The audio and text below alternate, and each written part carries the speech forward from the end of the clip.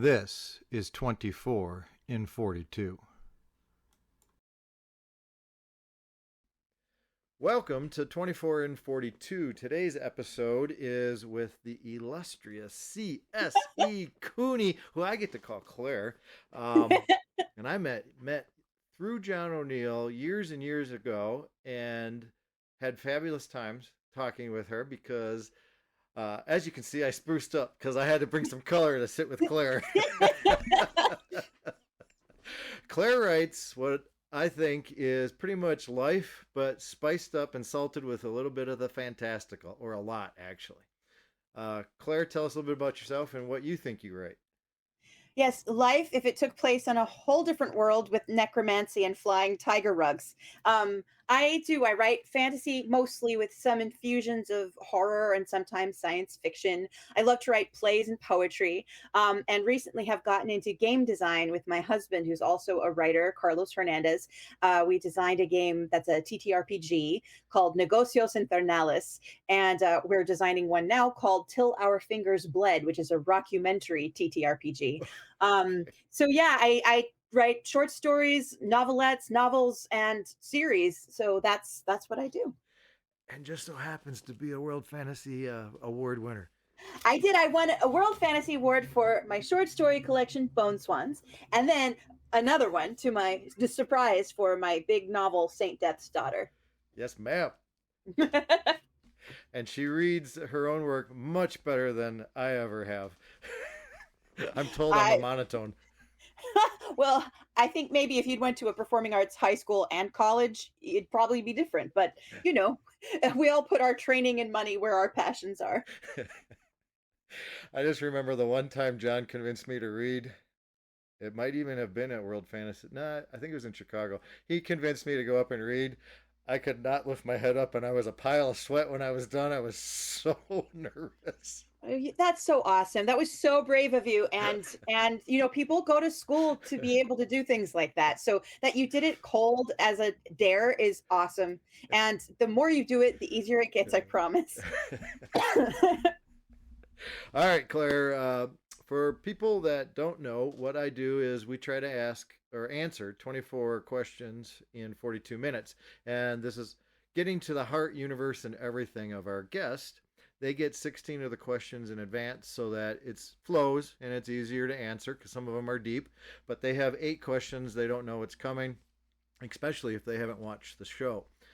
And we have a little timer here to see how well we do. And oh, dear. I am going to start. We've been doing good. I am going to start us and roll with question number 1. What color do you write in, Claire? What color do I write in? Nacreous. Opalescent. I love it. This is the type of answer I want.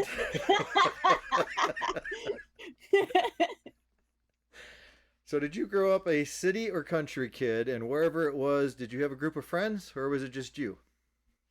City, Phoenix, Arizona for the first 20 years, and then Chicago for the next 10. I think I was still growing up. Did I have a group of friends? I had a few very good friends, but not really till I was in 7th or 8th grade. But I did have a gaggle of brothers, like a horde of them, like they are legion. And so I feel like I was very good friends with them as well. And then later, 7th, 8th grade, started getting into theater, and in high school sort of found a crew.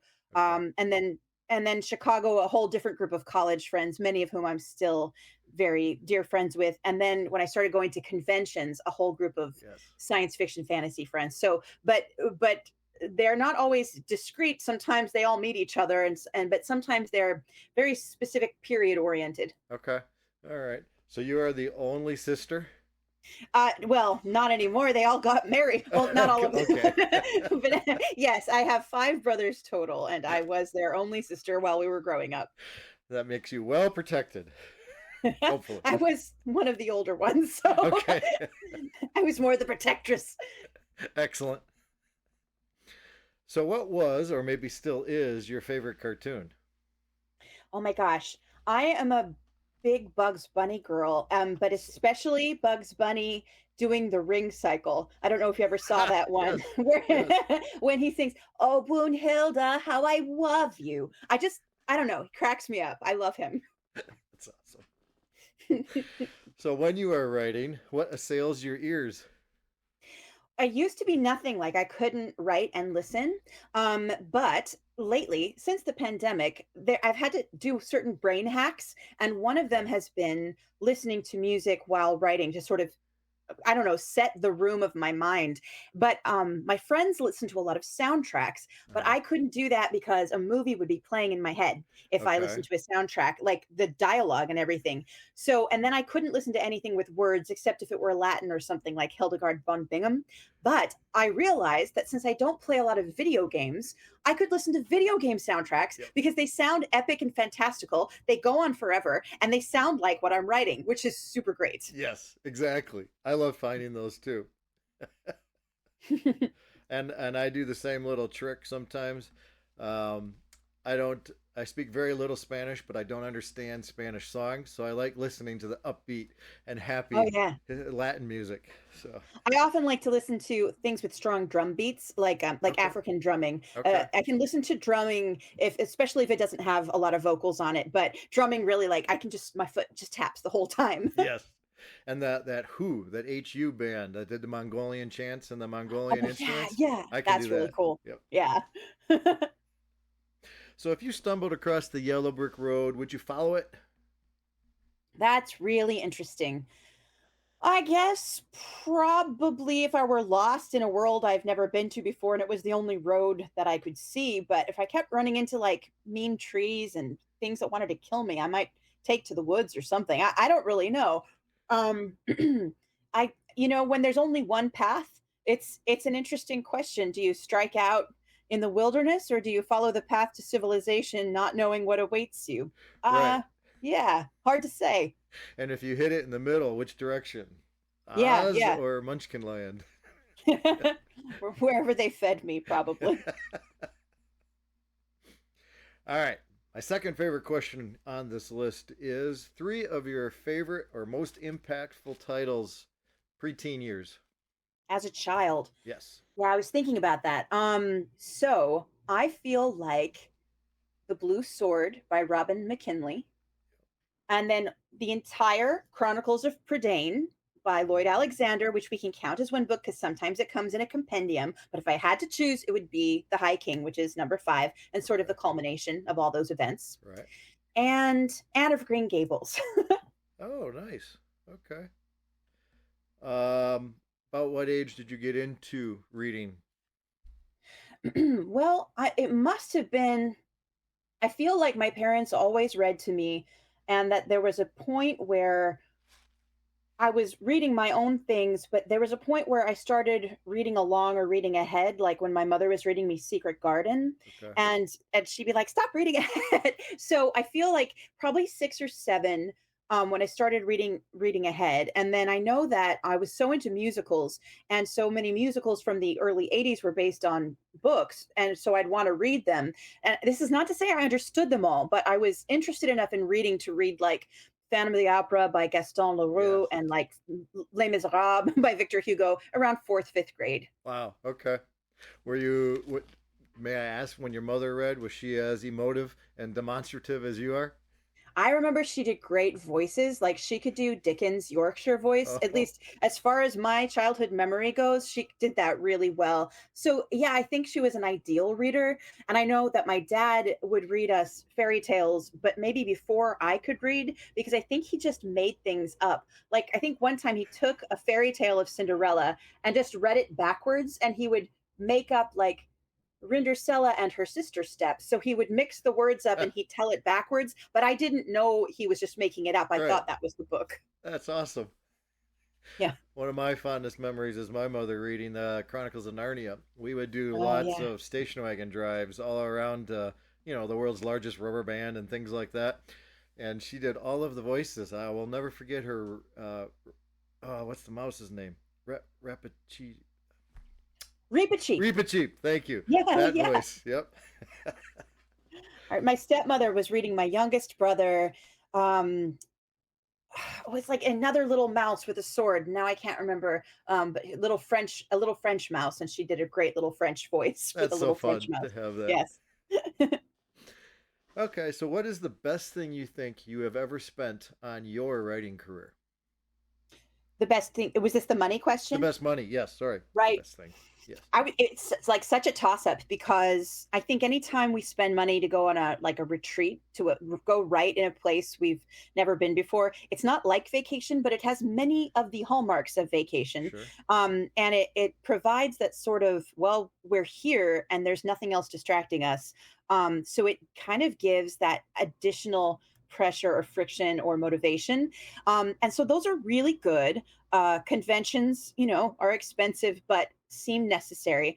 But I would say, like, I guess sensually, I love notebooks and fountain pens Okay. and ink. So when I was trying to rediscover a joy in writing after burnout, one of the things was going back to handwriting, and remembering how much I loved it and journaling. I also love really big, like huge notebooks with outlines in them. Oh, And my okay. husband got me this grimoire that is like this big and like leather bound and just like this fat. And I've been having so much fun filling it. And then, fountain pens are just delicious because in one sense you don't really ever throw them away. They're not disposable. Right. The disposable thing is ink, but they usually come in glass so you can recycle them. So you have this feeling of kind of abundance and sustainability. And also, they are more expensive, but if then you imagine you only pay for that pen once, Yep. and then you use it for years and years and years without having to buy more disposable ones, and the sound of the pen and the sound of the ink and the smell, so all of that together, I think as a writer, I'm just very glad that I've spent my money on them. It really helps me, and I didn't know until recently that they're tax write-offs. Oh, and, I, and I was like, I wonder if they're tax write-offs, and Carlos was like, no, no, never, they never would be. And our tax guy was like, yes, yes, they are, absolutely. And I was beautiful. like, that was so great. That is awesome. So, are we going to have a repository somewhere, boxes of journals of Cooney's writing? I do have a couple shelves, All all right. the way back to being a single digits. So Yep. I have of notebooks, diaries, and juvenilia. And I am so fond. There have been some parties I went to where everybody brings their juvenilia and reads it Yep. and makes fun of it. But I wouldn't be able to do that because there's some part of me that's very tender toward it still, Okay. and raw, and I wouldn't want to mock it, like, or have it mocked, or even gently. So I'm still trying to figure out how I feel about all that. Journaling is so important, though. It helps us get through things in life, but also in our writing. Yeah. Yeah, it Uh, just clears the deck. right. Yes, I teach a writing class once a month, and people ask about writer's block all the time. And personally, I don't believe in the concept of writer's block. I believe we can be blocked on writing what we want to write. And I use journaling myself, and I recommend it as when you get stuck, journal your way through it. Sometimes just having a written conversation with your alter ego or your grandfather or whatever in writing, you work through the process, and suddenly you're writing what you wanted to write again, and you just cut that section out and save it for memory. Yep. I love it. And also, like, if things are bothering you and kind of getting in the way of the creative flow, it's like, well, you can just vomit it out. Nobody's Right. going to be hurt by it, but your brain will clear. And then the other thing is, like, sometimes I'm like, oh, I have this novel due, but I really want to write poetry or a play or anything else. But you can sort of put some of the ideas down or do something scribbly, Yep. and it doesn't cost much except a little bit of time, and then you could be like, okay, I played, now I can work again. Right. And your brain's still working on that big one while you're doing the lesser one. Yeah. Yep. All right. So, do you think it makes your writing more challenging, more difficult if you experience emotions strongly or not? It's interesting. Carlos quotes a poet saying poetry is well, something like troubles remembered in tranquility. It's not that, I'm misquoting, but there's the idea. And I feel like that is definitely a way of experiencing fiction. I feel like, especially when I was younger, I would be strongly moved by something and write a response, like Okay. almost like a book report, or I got mad at a fairy tale for being misogynist or whatever, you could write a feminist version, like spite writing, but also Right. trying to fix something. Like spite is more that like you just want to harm for the sake of harming, Yeah. but also that thing of like I feel a lack. I need to fix this. I want it to be as beautiful as the experience I thought I was going to have starting Okay. out. So well, what's the point if you don't feel strong emotions? I don't think we should feed on it though vampirically. Okay. I feel some people perhaps sometimes seek out more drama to feed that, and I'm not interested in that for myself so much. It's exhausting too, Yeah. pursuing that. I liked this question. I went through a whole bunch of other people's interviews, both video and written, just to get a flow. I mean, I had questions I knew I wanted to ask, but I wanted to break things up with fun and serious. And a lot of these are character oriented because I'm a character oriented writer and reader. But I picked this question because I teach and I believe that you want to stimulate your readers one of two ways, emotionally or intellectually, and if you can pull off both, that's a golden book. That's a Mm. golden score right there. But emotions are hard to write sometimes. And in one of my earlier interviews, I talked about as a young writer, you may have experienced sorrow, but when you write sorrow as an older writer, you're approaching it from a different and deeper, I would think, at least personally, exposure. So sorrow in a story as a 20-year-old is written different than sorrow as a 40 or 50-year-old, just because of life experiences. So I like to hear this answer from y'all, because all my interviews are a range of in age experience and in writing experience. Some people come to writing later in life. So thank you. What's the Oh, you're welcome. Was that the question we just answered? Yeah, no, I didn't ask the Okay. question there. I just was explaining why I like asking that question, even though sometimes it can be very nonchalantly answered. Because on the surface, it's like, well, yeah, it'd be easier to write with passion, but then you can get sloppy. Um, Yeah. someone made a It's good for a first draft often, yeah, but yeah, really the whole point of writing, at least as an older writer, is revision because that's where the depth is yeah, and the fun often and the discovery and the specificity, which yeah. makes it not only an act of emotion but of intellect to make the golden book. Right, right. Appeal on both sides of things. Okay, so titles. Do you find them challenging or easy, and when do you usually hit on them? Before a story or after a story? Oh, hey, I feel like it changes per project. I feel like my current novels, Saint Death's Daughter, Saint Death's Herald, Saint Death's Doorway, the working title for the first book for years, because it took 12 years to write that one. The first one was first it was Miscellaneous Stones, which is the character's name, Assassin. And then she wasn't really an assassin. It was sort of like ironic, but I was like, well, nobody's going to get that. So I'll say Miscellaneous Stones, Necromancer. Everybody likes necromancy. But then the publishers, finally, 12 years later, they were like, "We understand why you named it that, but if they don't know that Miscellaneous Stones is a character, it Right. won't make sense." And like in that same instant of reading that, it's as if my back brain had known they were going to say something because it just well then here's the name of the trilogy the true name, right? Saint Death's Daughter, Saint Death's Herald, Saint Death's Doorway, and I knew that immediately. um Awesome. and they were like, we love it, and I was like, where was that this whole time? um so I feel like the Dark Breakers book that was always there. Bone Swans comes directly from the title of the novella that is Yep. in there, Bone Swans of Amundale. Desdemona and the Deep, I think that was always the title.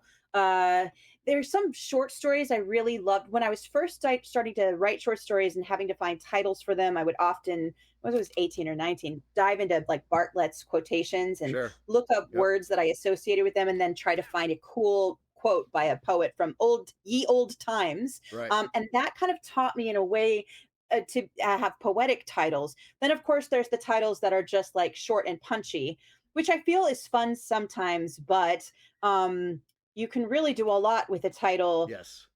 otherwise. So I like my current work in progress is called Fiddle, but I really like it as a title because it is the name of the protagonist. We Okay. have associations with the word fiddle, Yep. but it's because she's a goblin, and goblins in this world have spider-like attributes. Huh. And her spider-like attributes are brown recluse spider, and a brown recluse is also called a fiddleback. So it really does feed into Very the nice. whole like vibe, and it's funny. And fiddle is like, oh, fiddle, like it has that thing, and fiddle is associated with the devil and devil's bargains, and there's sort of like a demonic, comedic demonic thread running through the book. So it all Okay. worked really well.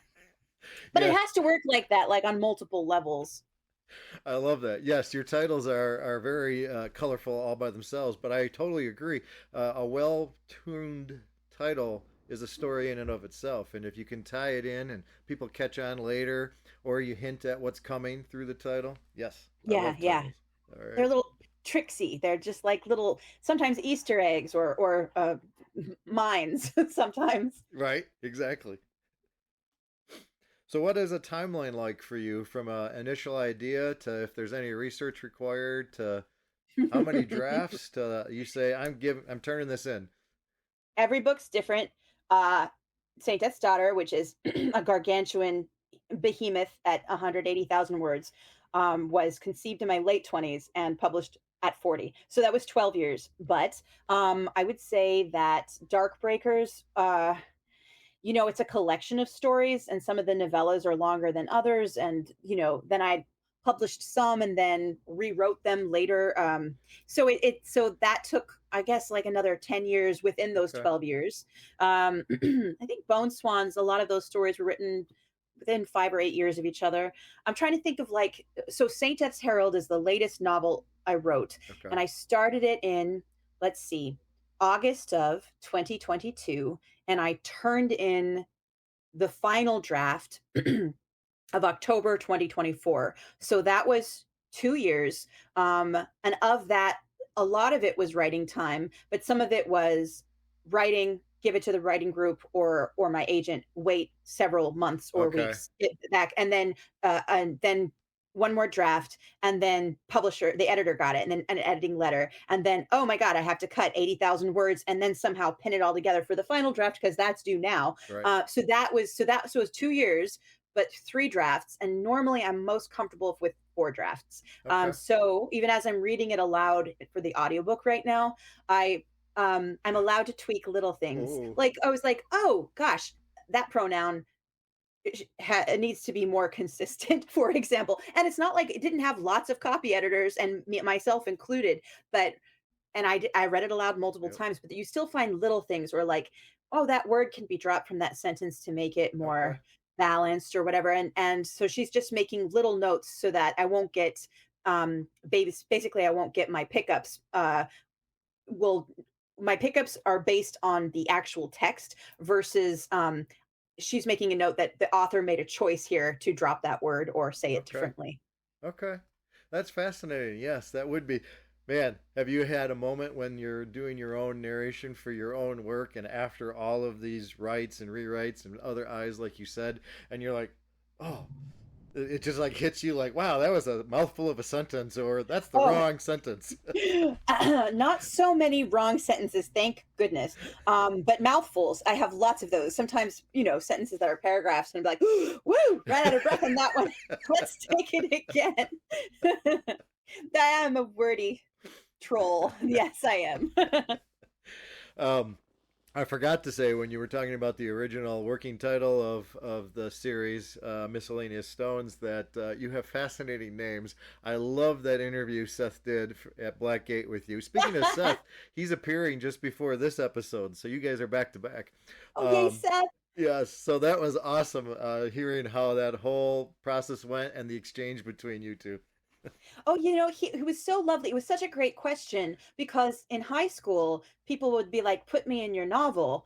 And so I started interviewing them because just naming somebody out of the blue felt so intimate and sort of like, well, I can't just make up a name. I make character names very specifically for these characters. So I asked them all these questions about what they liked, what color, like what Right, flavor, what jewel, like what all these things. And then I could create etymologically something that made sense to me in a fantasy world that built this person sure. as a character. And it's funny because a lot of them ended up using them as their like email names, or Right. like Yeah. sometimes, it's just, I thought it was really cool. Eventually, like some of that stayed with them for a long time. So it was fun to ask Seth, like he was interested in alchemy. So if he's going to be a Stones just have weird names. So I looked up a bunch of alchemy, which has a lot of weird words. Yes, it So it has to does. be funny. It has to be weird. And so, and then I found one, butter of antimony, and I was like, butter of antimony stones is a great name. And then you could call him Boo for short, and he really loved that.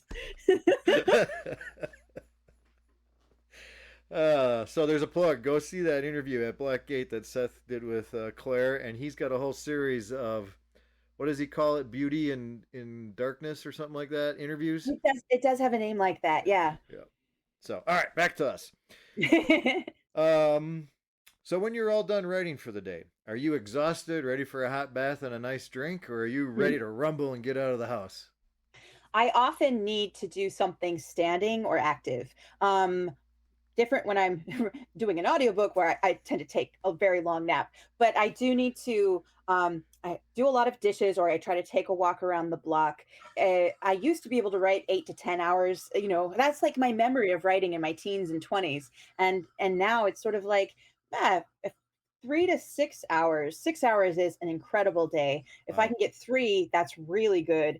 Five under deadline is pretty great. So it's not like a full work day in the mines, like it's not necessarily physically exhausting, except I don't feel like it's good for me to be on my butt that whole time. Okay. So I love to like, cooking had become a hobby, I think in part because it is so active and it's Yeah. chopping things, and whatever you do is finished within a certain time frame, which is much more rewarding than writing a book that takes 2 years, where it's like, is this ever going to be finished? So there's things like that, and a walk is really great, not only just physically, but for writing. It's like journaling. There's a sort of something that happens with Right. rhythmically in writing, especially if I can make myself put away an audiobook, which I love to listen to. But if I can just let my thoughts be, Okay. however anxious or weird they are, it does solve problems when I'm Yes. walking. Yep. The energy there. But cooking is a creative art too. You can be so expressive in flavors and choices and plating, you know? Yeah. Yeah, I definitely don't plate well. I never was trained in it. I don't really watch videos Yeah. about it. That is It's its fun. own art. Yeah. But I love when people plate well, because that's something I notice. I'm like, whoa, that's so pretty. Yep. And I really love taking like three different recipes for something, and taking the best elements of each of them and then Ah, experimenting. okay. Yeah. Yeah, see, that totally gets your mind to relax off the project too. Okay. Yeah. Would you live in any of the worlds you have created? Well, they're just about as perilous as this one. Sometimes more obviously so, because many times we're writing fantasy as not a mirror exactly, but an exaggerated, almost like Right. fun house of mirrors, a distortion of what we're living or seeing right now, in order that we can process it. Yep. And so, while there are wonders and miracles abound, I'm not sure they're better worlds. And just because I live in one doesn't mean I would have any miraculous powers, particularly. Like people talk about surviving a zombie apocalypse. I'm like, I'm fairly slow and not incredibly violent. Um, I don't know that I'd survive a zombie apocalypse, or even a political one. Like I think I might be one of the first to die. So would I live in any of my stories? It's really hard to tell, because like in the Darkbreaker stuff, it's sort of the belly poke. Well, some people get really fancy clothes and jewels, but if you look at our real belly poke, almost everybody had tuberculosis or syphilis. Yep. Vaccines were just starting to be a thing. The rich to poor ratio was totally out of whack. There were very few unions. There was still child labor. Like, do I want to live there, even in a magical one? Mm, Yep. I'm pretty lucky to be in the 21st century in Right. America, for now. It's a So, dangerous question. I know. It's meant to yeah, be tongue in cheek. yeah, yeah. Do I But want to live in a world where there's necromancy and people can raise armies of the undead? I don't know. I mean, I'm yeah. not sure. Is there air conditioning? Yeah, it's probably definitely not. There's ice magic though, so there might be a There you parallel. go. Yeah. All right, so that writing class I mentioned, if I invited you to guest appear, but you only got 15 seconds, what kind of advice would you give my audience? 15 seconds. Um, just, I guess, remember joy. And if it's not joyful anymore, don't do it. I don't, Good point. Good yeah. point. There's come a point where, like, if I'm not enjoying this and I'm spending all these hours and it's suffering and it's boring, then there's really no reason to go on, Right. even though that means I will have wasted 20 years of my own resources and my parents' resources. And because I felt like that, I'm like, I have to stop before it gets worse. And it turns out I just needed like 2 weeks of staring at a window, not making myself write before I wanted to write again. But it'd Okay. been years since I'd wanted to write at that point, and I kept having to do it because of deadlines or whatever. Uh-huh. But it was like, oh, so what are the other things about writing do I enjoy? Oh, handwriting, or I like writing, like lighting a candle, or thinking, or writing poetry. And once I sort of built up all of the reasons I still wanted to write, then when I'm on deadline and things have to happen, things get just more interesting from their Sure. process. Like, everything is so weird. Writing is so weird when you start to think about it, and weirdness is funny. So that's good. So, your couple questions here. You've alluded to your time in writing, but do you have a target? I'm cheating, adding a question here. Do you have a target time or word count or combination per day? I think only when I'm on deadline do I make myself have those sorts of goals. Okay. I feel like right now, where I'm at in my writing process, well, right now I'm recording audiobooks, and it's very hard to write after looking at a screen and doing words like that. Mhm. But when I'm writing, I have several times a week where I meet a couple other writers in a virtual room and silent. Okay. Sometimes we talk about our goals at the beginning, and then we dive in, and there's usually from 2 to 4 hours that we write.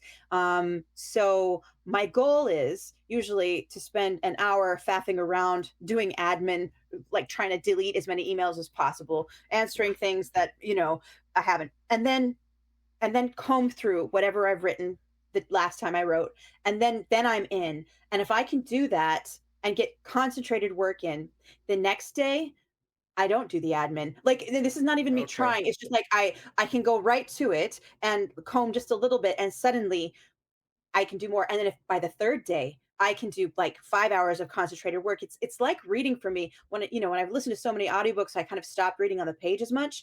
And the stuff I was reading on the page was all prep scripts, or I was reading books to Okay. blurb, like hardly anything for pleasure.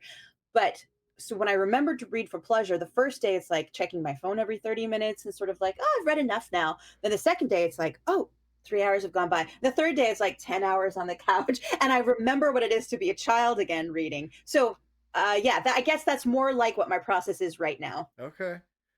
That's fascinating. Thank you for sharing that.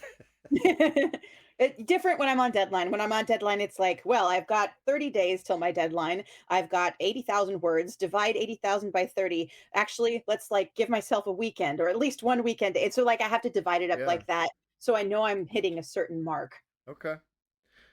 Does I would imagine at the scale 180,000 words. How long is the sequel? Well, they strongly hinted that they would like it to be 100,000. So before I started writing, I was like, sure, no problem. And then the first draft was 180,000 words. And I Woo. was like, and so then my editor was like, so the publisher would like it to be 120 or so. I wouldn't mind if it was 140. So they gave me like that 20,000. And then I was like, no, I'm going to get it down to 120,000 from 180,000. So I had to cut 60,000 words somehow in Wow. less than 3 months. And that was, but thankfully, there was this big section, like almost a novella length story within a story ish section, where not exactly story within a story, but something where I was figuring out a landscape and its people, and there was Okay. a really cool big combat scene and all of that. But before I turned it in, I thought I could potentially take this whole thing out. And I was already willing to cut it, but if I cut it then, I would have been even more late for that initial deadline. So I didn't cut it. I left it in. But when they said that, and when in his edit letter he gave a few suggestions for the cuts. He's like, I'd hate to lose this, but, and it exactly matched up with what I'd already decided, kind Okay. of knowing that I hadn't hit my goal. And so I happily sort of lifted that out and what I did was rewrote that huge section as a flashback that one of the characters had already gone through in her past so that we got some of the information that I learned while Okay. writing about this landscape of people, how they worked, which was necessary for the rest of the book. They Sure. had to have some information going in to the next part, but it could all be told as they're falling asleep at night, sort of almost like a ghost story. Okay. And so now I have that whole section which I can mine for a novella that will be that original story That's what I was in just gonna this ask. present. Awesome. Yes. Okay. Yeah, and that was one of my big cuts, and a lot of it was little cuts from there. Like take 10% off every page, and that's okay. Okay. That's challenging in and of itself. But I really, Whew. by the end, I had my cut file was over 100,000 words, but I had added back in about 20,000, so it worked out well. Wow. Okay. But I was just at 119,000 and like 999 words or something. So I was at where the publisher wanted me to be. I was very proud of myself. Very well done. So, what Yeah. is the most difficult thing you have ever written? The game. So Carlos and I, Okay. and also a screenplay. So these are things I don't normally write. Right. And the difference between like Carlos as a writer and me is that if somebody challenges to something he's never done, he's like, awesome. And he'll do his research and he'll learn how to do it and he'll have a great time doing it and learning it. I like doing new things, but I don't like doing new things for money under a deadline Okay. because I don't like learning under those conditions Right. and I don't like the pressure. So co-writing a screenplay somebody had asked us to do was really hard for me because I'm no good at it. When I start out, I would get better eventually. And I didn't really know why they'd asked me of all people. I'd had some experience with playwriting, but screenwriting is a whole different medium. Carlos was so into it. And it's good because very shortly after he was asked to write for Marvel Comics. He'd never written comic books before. He got right into it. But me, I would have been like, no thanks, Marvel. You do you. And then the game, he really wanted me to love games. He was a game designer already. Okay. I started liking board games. I'd played them as a child, so that was sort of my in was through board games. That he really wanted me to like TTRPGs. And I was like, I'm an actor and a novelist. I already do those things for work. Like, why would I spend 6 more hours playing in a thing that already feels like I'm just doing that too much? Right. But he was like, no, I'm convinced you'd be so good at it. So he's like, I want to design a game you'd like to play.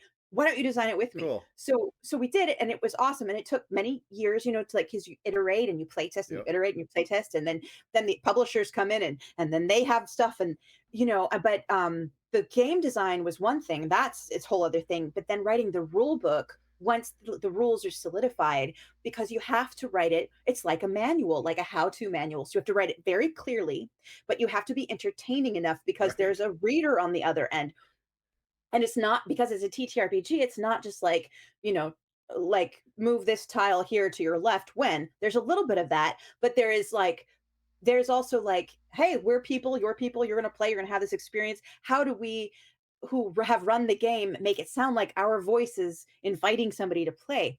So one of the things we did was we ran a whole game with just the two of us and then um, as we did it, we wrote what was happening, like an Okay. alongside in a dialogue for each of the rules. So we'd be like, and this is this part, and this is what it looks like. So the rule book ends up being like a rule book for 2/3 of the page, and then like a playthrough for 1/3 of the page. Okay.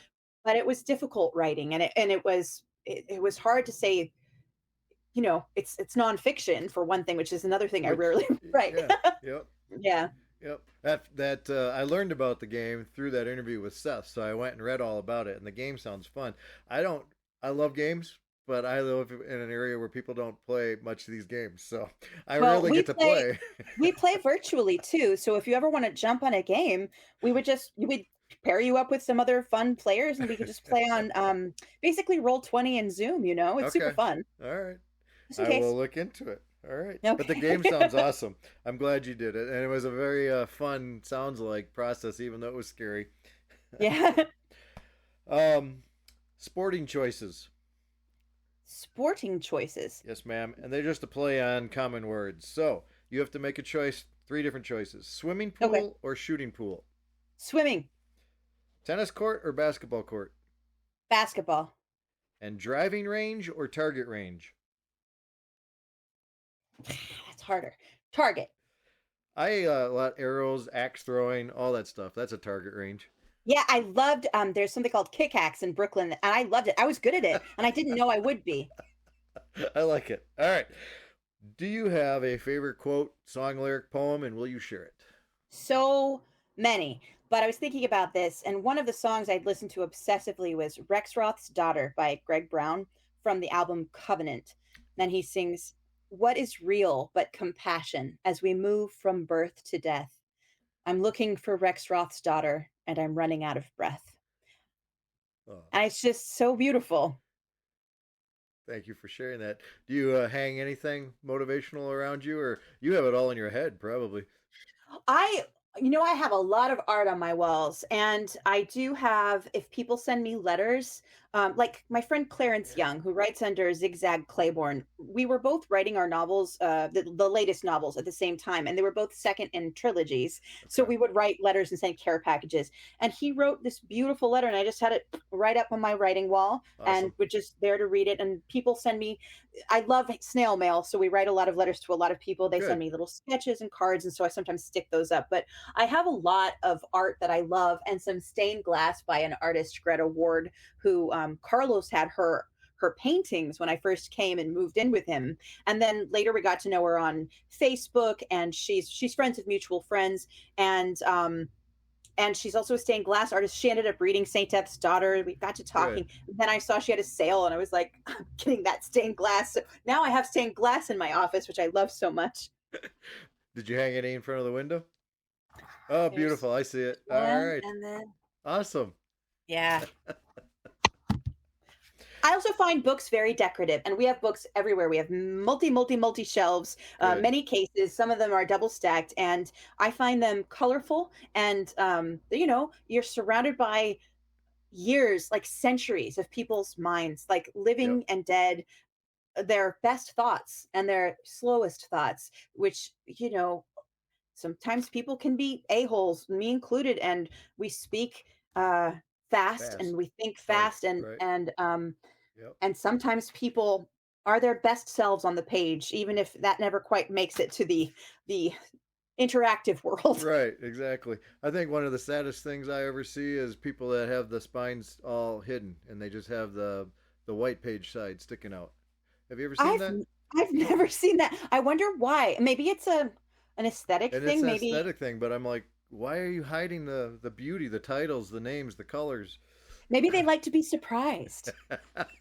Like, that's a way to think of it. Or if clutter is distracting for them, it could be like a way their brain functions. Like if they're constantly scanning or reading or like Yeah, getting distracted. But anybody who has books at all is like A plus. Do you know what I right. mean? That's true. That's Yeah. true. All right, word association. Okay. I'm going to give you 10 single words and just want your first thought. Okay. Voyage, Dawn. engine, Mercury. fear, Passion. ooh, sapphire, Rogue. salamander, Fire. chariot. Fire. Just kidding. Yeah, well, that's what came out. So That's fine. River,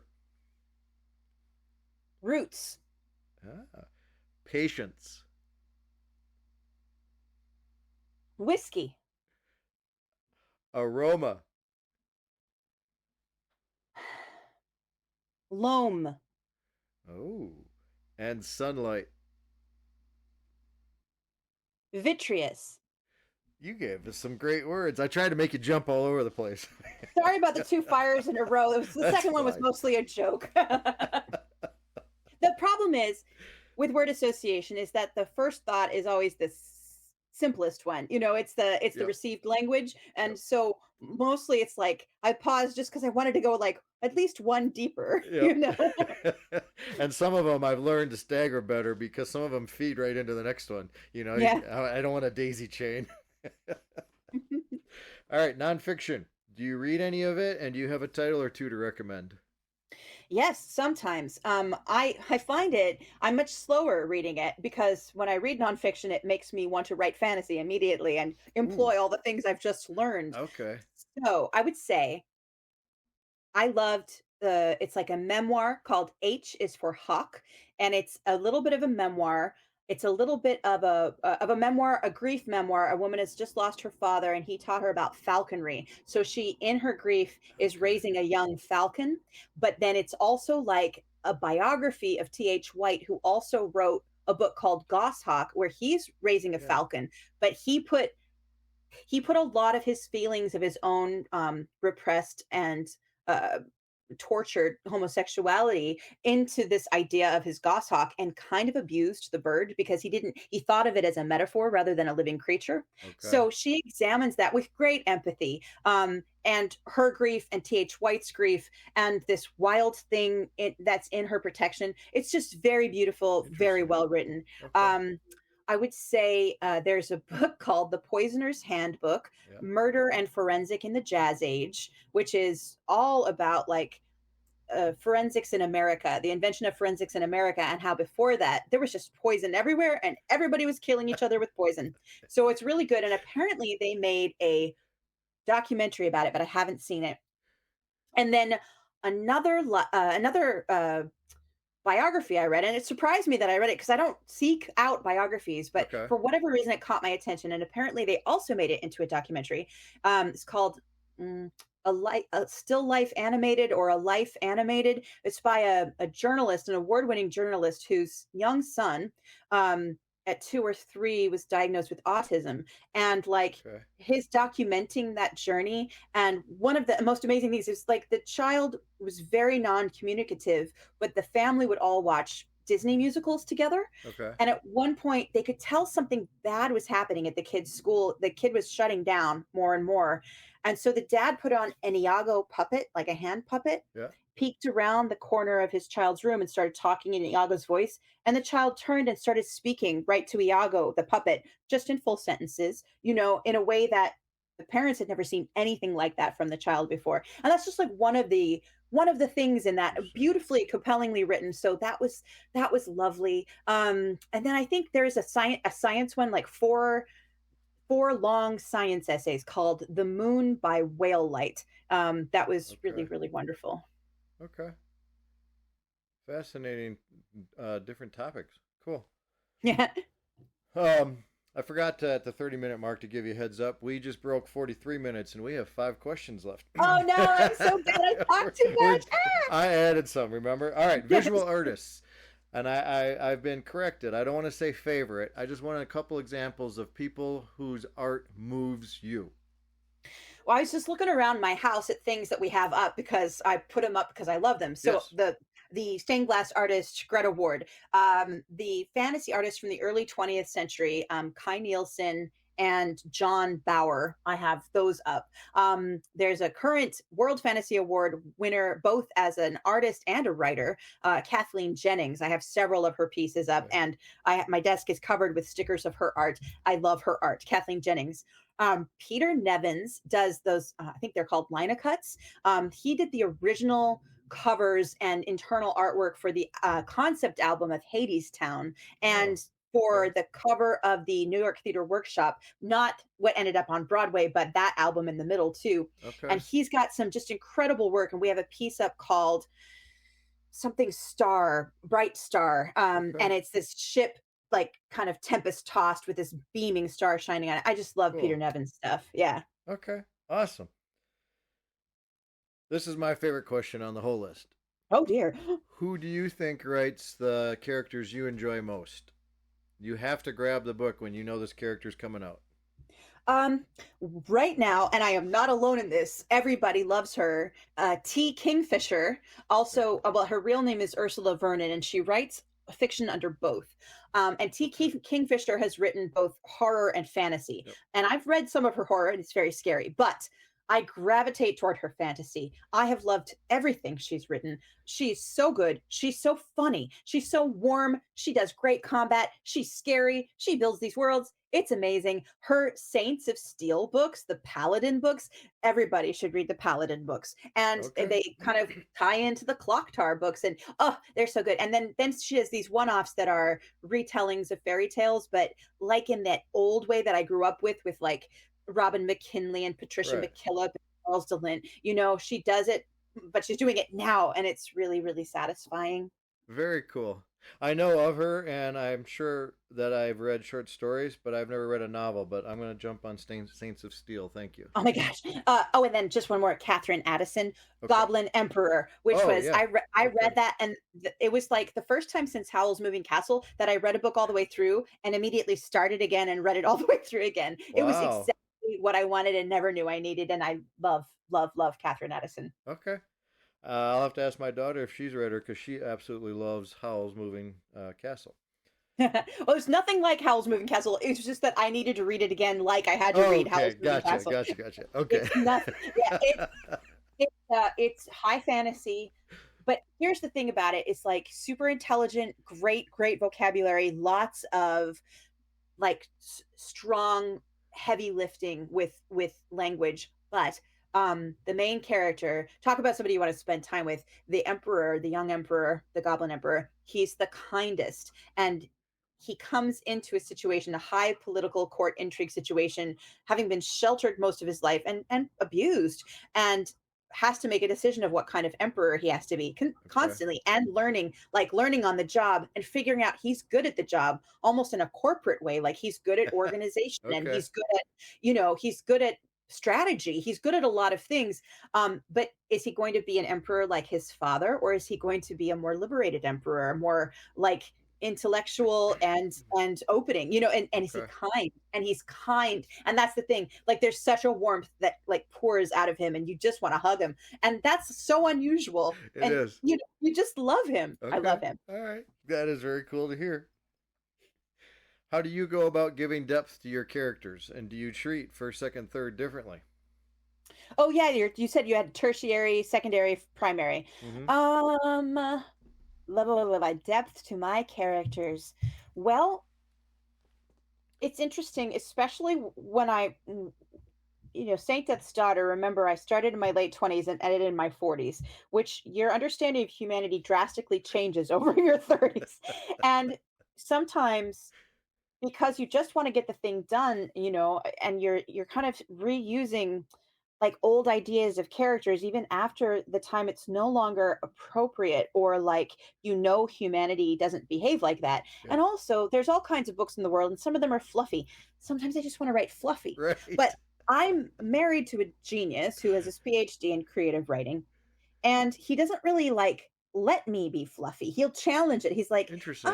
He's like, I don't know, I don't think a person would act like that. And it's more interesting for him if they're acting human, which is complex, versus like saying the thing you expect them to say, Okay. or behaving in a way that we've seen characters behave before, but not necessarily people.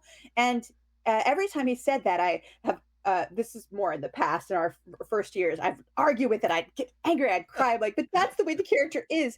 And then I'd be like, well, what would happen if they like behaved more like the mature and interesting people that I know personally?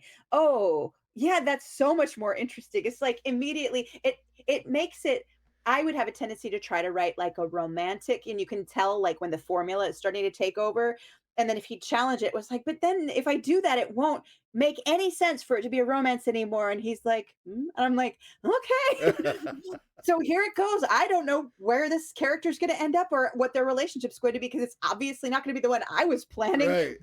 But in a way, it's like so exciting then, because I can always write a romance for my fun and myself, but not if this book that I'm trying to write was going to be the thing that it was trying to be. He was Okay. really good at like cracking that open. Right now I'm writing like a silly fluffy romance, Fiddle. It's a romantasy, and it's very weird, but like I know it's a romance. Things are going to happen a certain way, and sometimes he's like, I'm like, no, no, no, it's going to be this way.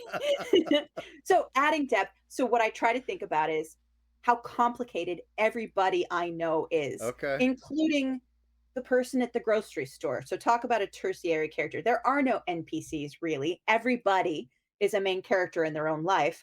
Yeah. Michael Chabon, who won the Pulitzer for The Amazing Adventures of Cavalier and Clay, and sometimes Stephen King will do this too. They'll have their primary characters, then they'll veer off and devote a whole chapter or a whole section Sure.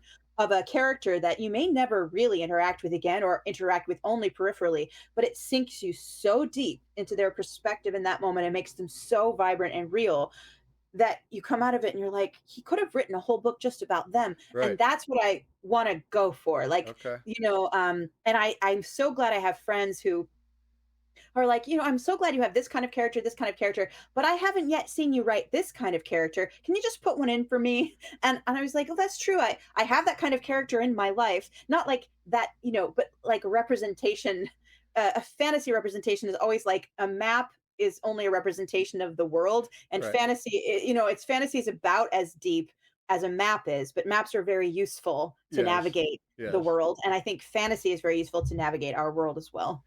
That's a very clever way of putting it. Um, I totally lost my question. Oh, dang. Sorry. It would have just added time. Was it going to jump on something? Oh, but another question. I'm going to have to interview Carlos in the future, so I'll have to get his email from you. Absolutely. It I'll introduce you. sounds fascinating in all the worlds he's written in. All right. Of your own characters, who would you like to have as a close companion? It's so easy to say, like, all the hot ones, right? Hawkins, Throckmorton. I'd like to fly around in his sky house. I mean, so many of the women are people that I either like am like or know people like. I Okay. don't write like this character is based on you, but I want to write the feeling. Talk about emotional writing. Yeah. The feeling I have toward my friends. Um, is flavored differently toward each friend. Sure. All deep and all beautiful, but why do I like this person? What do we have that's different from how it's from this person? And so I try to write towards that feeling of like warmth and binding, or if it's even if it's a foe, that complexity I have for people I loathe that I read about, right? People that you encounter in the world who make it worse, Yeah. and or in history or in the present. And but part of my mind is always like, yeah, they weren't born like that though, or like nobody is a baby at the breast, plotting to Right. destroy the world. Right. And how did that happen? How did they become like that? It doesn't excuse anything, but there is a measure of, once you start trying to understand it, um yeah, the Yeah. struggle, there's a Yeah. struggle in that, and I want at least the novel to be part of that conversation, that struggle where you can totally loathe them and despise them, but you can also know a little where they're coming from, and you might do it differently, but that person didn't. So yeah, I guess that struggle I'm Right. interested in. Okay. That makes a whole lot of sense, and I mean, it's the two children of an alcoholic parent, and one becomes alcoholic, and one never touches a drop. Yeah. It's root causes. All Yeah. right, another one of my favorites. No rules, no holds barred. Don't worry about copyright. But if you could write any character from any medium, who would you like to write? Well, so we watch a show called Critical Role, and it's an Okay. actual play of a D&D campaign, or several campaigns. They just finished their third. Okay. And their DM is Matthew Mercer, sometimes shares with Brennan Lee Mulligan. And Critical Role has expanded its universe to include other DMs too. But in the second campaign, there's a character named Jester, Okay. who's a cleric who actually wants to be a warlock. It makes sense at the time, but she's so funny. She's played by Laura Bailey, who's one of the smartest actors and gamers I've ever watched. Hilarious, strategic, emotional, fabulous. But I think she shines as Jester. I've now seen her in three different of her roles, and Okay. Jester is just so funny and a chaos muppet. And I want to write a chaos muppet. I want to write Jester. She's a tiefling. I would love to write, but I think her book, in Critical Role Landia, has already been written. And so it also, working in other people's IPs, I think would be very challenging, very Yeah. much like that whole writing in a screenplay or writing a Right. rule book. I'd have to learn how to do it and abide by its rules. And I'm a bit of a chaos muppet myself, at least in my own brain. I'm actually quite a rule follower, which means I tend to avoid the things where I have to follow rules, Right. because it's much more liberating not to know the rules, because then I have to follow them. Exactly. All right, I got to admit, I have never heard the term. So, is it a legit term, or did you just make it up? Chaos Muppet. Is it a legit term? It is a term that's in the zeitgeist. I didn't make it It up. is. Okay. It's certainly it's I love there's it. so I think it comes from gaming. Um, Okay. there's like the people in gaming who are rules Muppets or Yep. order Muppets where they want everything a certain way, Yep. and then the chaos Muppets are the like wild cards who love to break the game. And I'm much more of an order Muppet, but I want to be a chaos Muppet. I like them better. Well, and think about like Sesame Street. You know exactly Yep. who's the order Muppet and who's the chaos Muppet. Right. Yep. I love Yeah. it. That is such a great term. All right. Last question. Are you trying to share anything through your writing? My soul. Yeah. I mean, yes, as much of myself as possible. Here's what I will tell you a story. When Saint Death's Daughter came out, I got some responses that I never expected and could never have even hoped for, but were the thing that I didn't know what I really wanted. Like, I think part of me was writing toward this and to do Okay. this, but I didn't know that it would even be possible, and so I didn't like consciously hope for it.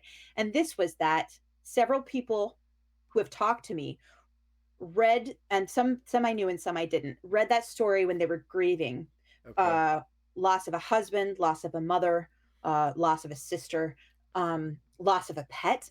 And some of them have said things like they're secular, they're not religious, but what the book gave them was like a structure for grief that was elevated above the mundane, like a almost a religious structure. Interesting.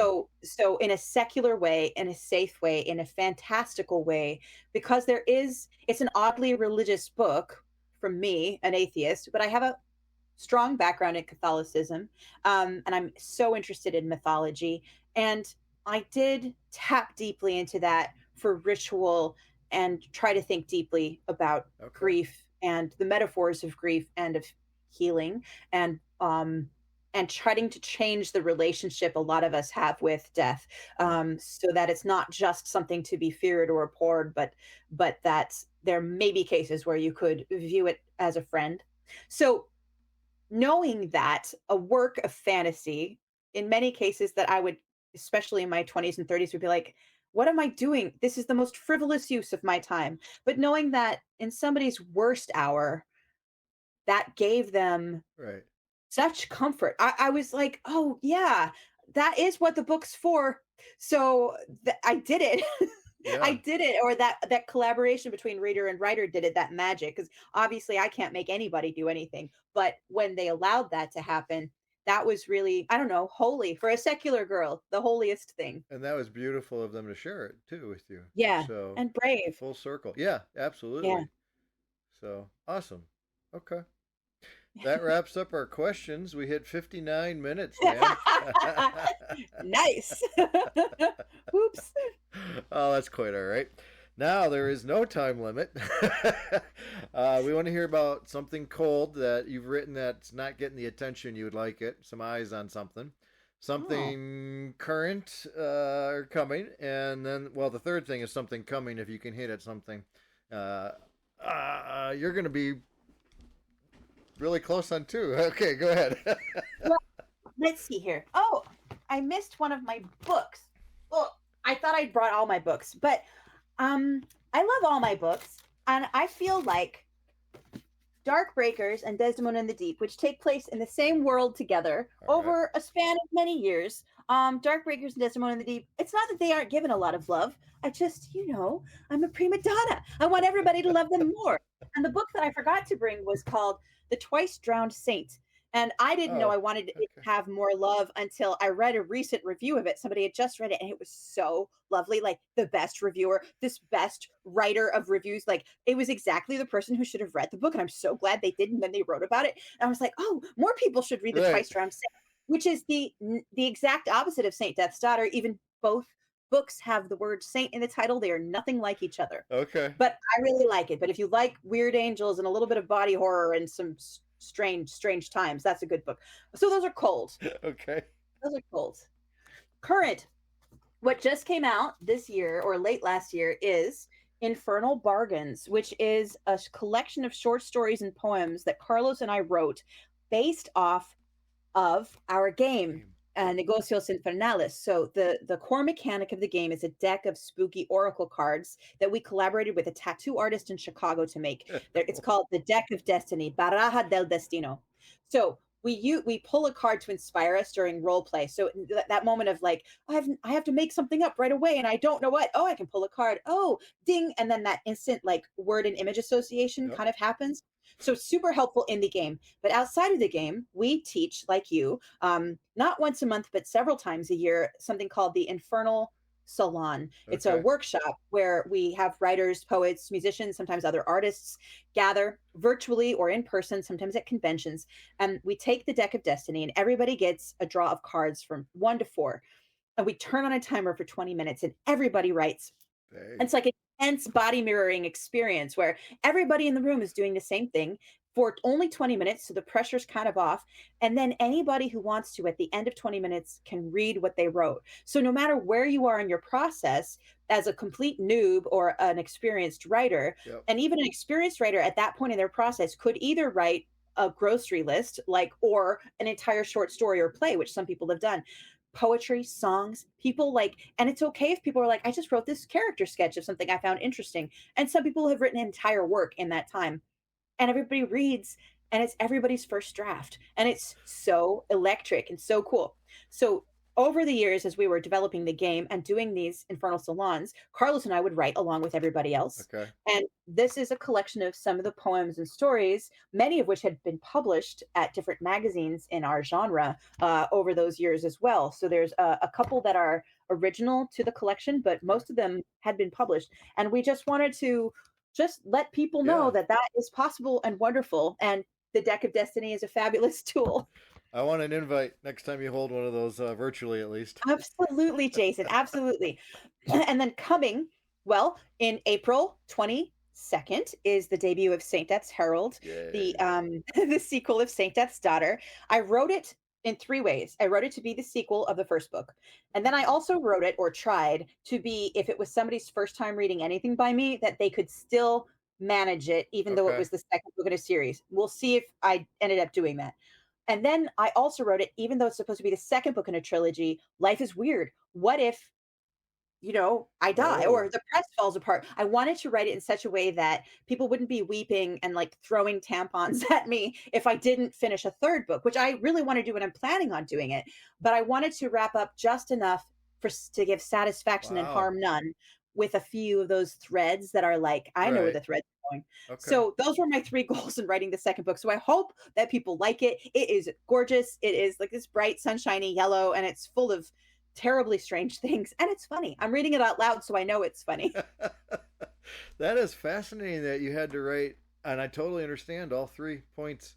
Wow, Yeah. well done. I look forward to reading it. Okay. Thank you. It's also significantly shorter than the first one, so hopefully it won't be so daunting. It's like, oh, it's not a doorstop. It's kind of a doorstop, but it's not as much as the first one was. What, so are you busy working on number 3?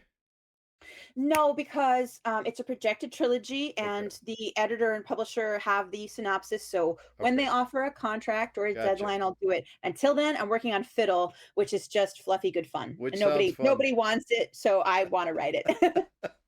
Nobody wants it yet, I should say. Yet. Perfect words.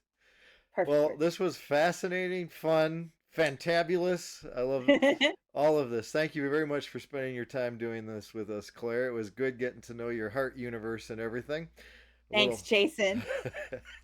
My thanks to Claire, one of the most joyful, colorful, and splendiferous folks it is my pleasure to know. Today we are grateful she shared many bits of her life, universe, and everything with us. We are definitely looking forward to the release of Claire's Saint Death's Herald, sequel to the World Fantasy Award winner Saint Death's Daughter. Here's an extra little tidbit. While I may owe my connection with Claire to John O'Neill, it is Claire who invited me to lunch with Gene Wolfe. Anyway, better get reading that first book of Claire's now if you haven't. Book 2 is right around the corner. Don't forget to share your encouragement with Claire by dropping some stars and spreading the news. Until next time, this was 24 in 42.